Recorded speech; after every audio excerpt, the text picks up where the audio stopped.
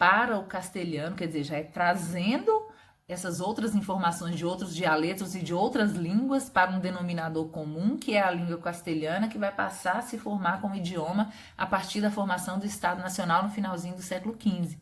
Então, o Alfonso Díez tem uma importância muito grande. Ele era tio do Juan Manuel, que também que eu pedi para vocês lerem um livro chamado El Conde Lucanor, que é um texto importantíssimo, né? O início dos contos e da prosa medieval castelhana, e que a gente vai falar dele posteriormente também. Então é isso. Então a gente fica aí com o século XII e século XIII para a gente falar então do poema de Milcide e posteriormente falar um pouco do livro de Buen Amor. Beleza? Então vamos rezar para que a gente consiga já estar juntos aí na sala de aula para a gente discutir um pouco sobre isso, porque o ideal é a gente estar, né, batendo esse papo, como eu sempre falo, em literatura é algo muito subjetivo, então é necessário que a gente mantenha esse diálogo, que a gente escute a opinião do outro, que a gente leia, né, e interprete junto com ele para que a minha leitura não fique sendo a leitura definitiva. Mas beleza, enquanto a gente não tem outra alternativa, a gente vai usando, né, o caminho que a gente tem, que é esse aqui virtual. Então falou, pessoal, até mais, beijo.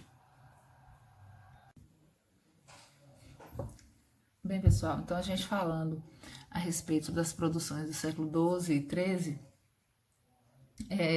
relativa às produções do século XIII, né, ela já vem com uma característica muito próxima da literatura do século XIV, né, o livro, a gente vai ler o livro de Buen Amor, falando aí, né, da produção do século XIV, mas que também traz informações relacionadas ao século XIII, né, do Mystère de Clérecia.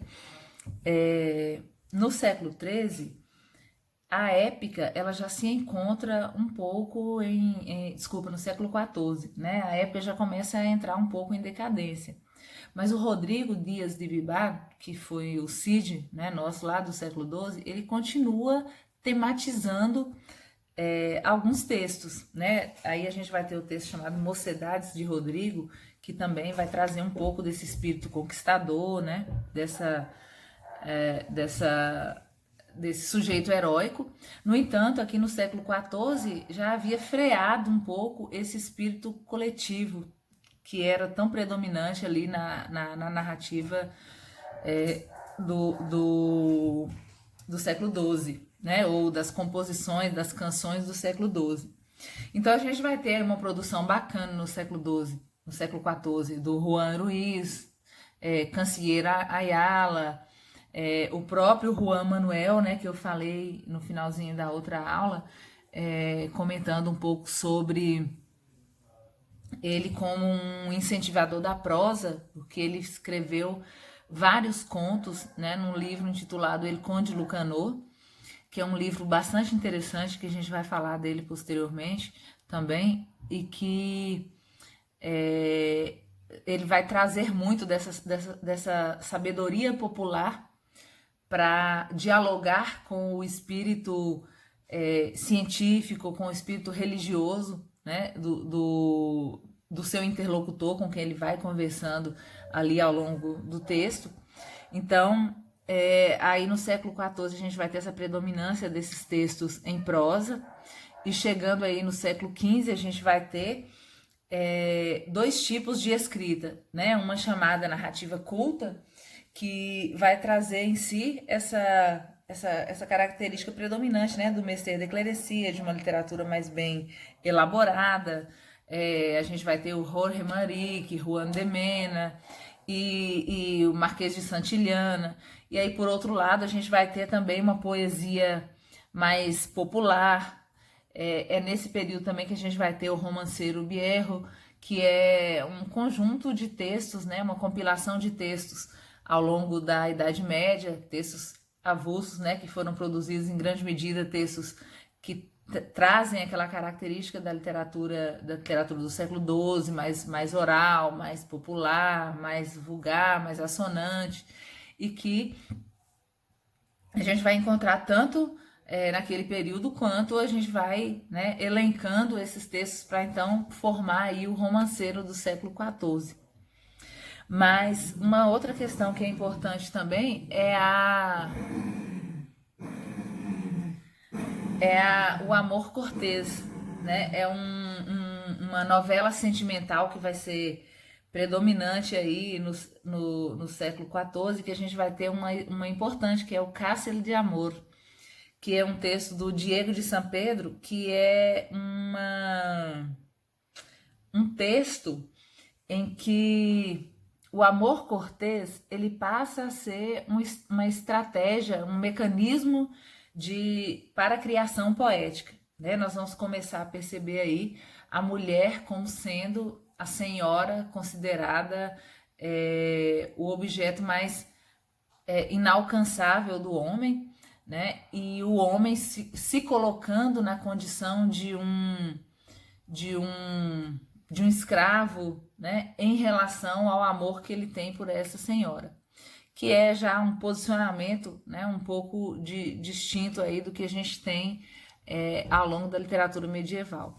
Mas falando aí da literatura do século XV, nós vamos encontrar também um texto importantíssimo que a gente precisa ler e estudar, que é a Celestina, né? La Celestina é publicado em 1499, né, de Fernando de Rojas, é um texto considerado o último texto medieval da literatura espanhola. Né? Ele é um texto muito interessante porque ele traz um embate muito claro entre a ideologia do mundo medieval e a ideologia do mundo moderno. Né? Nós já vamos encontrar lá um homem frágil, né, totalmente diferente do Cid, do sujeito herói, do sujeito nobre, do sujeito corajoso, do sujeito heróico que a gente encontrou aqui na literatura medieval. A gente já vai encontrar, né, o Calisto, que é a personagem central da obra La Celestina, que é um sujeito frágil que se apaixona por Melibea, mas ele não consegue conquistar com seus próprios méritos, né, a Melibea. Então ele precisa recorrer a uma cafetina, né, que é a Celestina, e ela vai interceder a Melibea para que aceite conversar com o Calisto. E aí eles se apaixonam. E a história ela vai se passando através de uma negociação constante, né? O Calisto pagando a Celestina pagando outras mulheres. Então, todo um jogo de individualismo vai se criando e demonstrando como as questões ali naquela transição do século XV para o século XVI, elas já estão mediadas pelo comércio, pelo capitalismo, pelo negócio.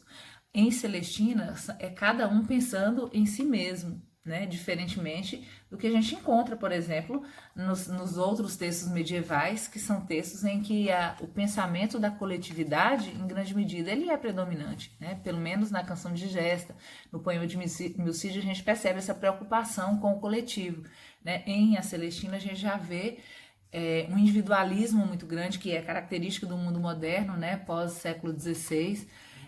A gente vai encontrar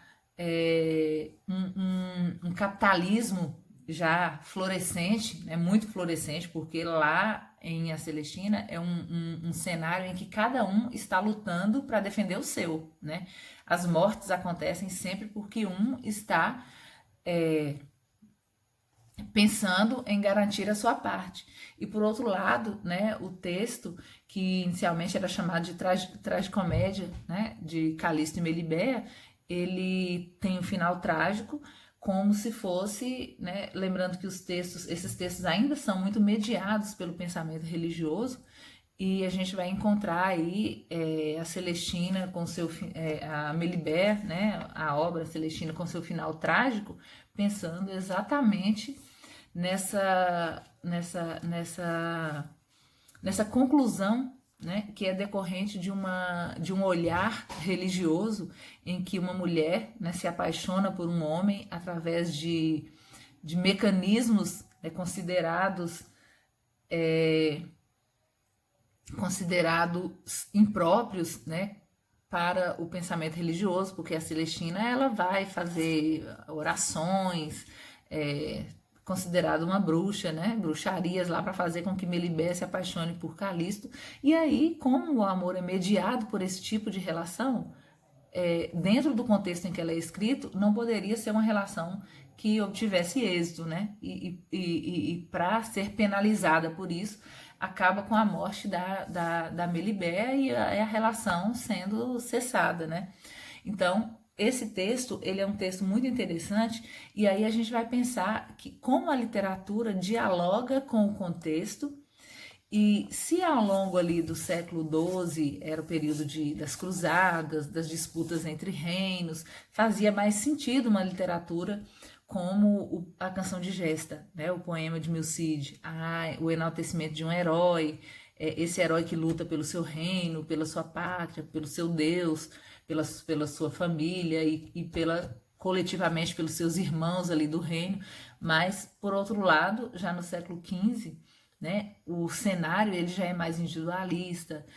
A Espanha já havia começado a sua corrida, né, através dos mares aí, buscando novos mercados consumidores e novos mercados fornecedores, né, também de matéria-prima. Então o cenário já é outro, né?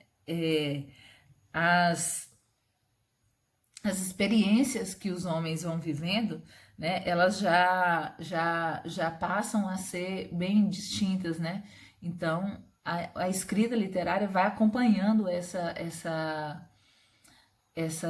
intenções, essas intencionalidades do povo. E aí a literatura vai passando a representar aquilo que condiz com o momento em que ela está sendo escrita, né? Por isso a gente vê em Celestina, que é considerado o último texto medieval, essa tendência muito grande ao capitalismo, ao individualismo, né? A uma crítica religiosa, que já é um texto que vai trabalhar ali nessa transição da Idade Média para a Idade Moderna. E que, na verdade, vai ser o final da nossa disciplina, né? Então, a gente, com toda essa passagem do século XII até o século XV, a gente vai ficar agora com a análise dos textos literários, é claro, alguma análise de texto crítico e teórico aí junto também, e para posteriormente a gente falar um pouco dos povos, dos textos pré-colombianos, né, que são os textos que foram produzidos na América antes da chegada dos espanhóis, que no caso Popol Vuh, Lambalan, que eu já passei para vocês, que a gente lerá e discutirá posteriormente. Aí a gente já espera que nós já façamos isso, né, pessoalmente aí na sala, porque já vai ser a conclusão da nossa disciplina. Tá, pessoal? Beleza, então a gente aí fica com aquela lista que eu pedi a vocês para lerem, né? Se não me engano, havia o livro de Bernamor, século XIV, o poema de Milcide, século XII, e depois eu pedi para vocês lerem também a Celestina e El Conde Lucanor. Aí a gente finaliza pelo menos um bom curso de literatura medieval com pelo menos esses textos, né? A gente também teria o livro do Caballero Cifar, Baladros dele Sábio Merlin, mas eu acho que com toda essa problemática que a gente está vivendo agora, provavelmente a gente não terá tempo de ler, mas fica a sugestão aí para um próximo momento, beleza? Então, até logo. Qualquer coisa podem me mandar no e-mail que a gente vai conversando por lá.